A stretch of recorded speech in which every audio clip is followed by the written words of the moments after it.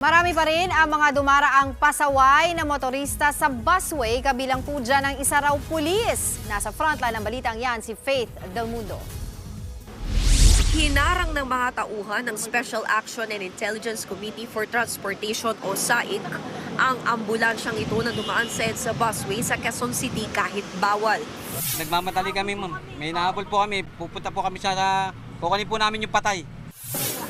Hindi rin nakaligtas sa huli ang motorsiklong ito. Naka-uniforme at jacket pa ng Philippine National Police ang rider. Nakiusap pa raw ang motorista na palusutin dahil umano sa emergency pero hindi yan bumenta sa SAIC.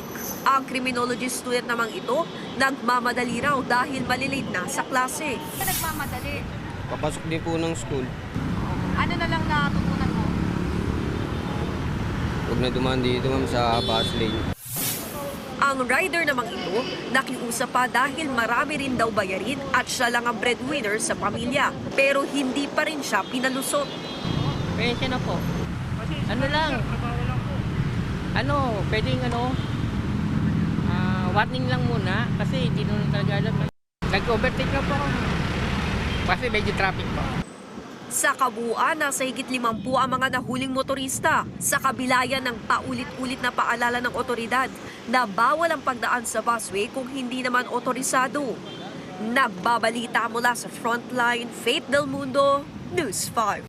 Mga kapatid, Dimples Romana po, kumpletuhin ang inyong umaga ng mga kwentong puno ng inspirasyon. Salubungin po ang bawat araw ng may ngiti at pag-asa. Kaya't mag-subscribe na po at mag-follow na sa aming social media pages ng News 5.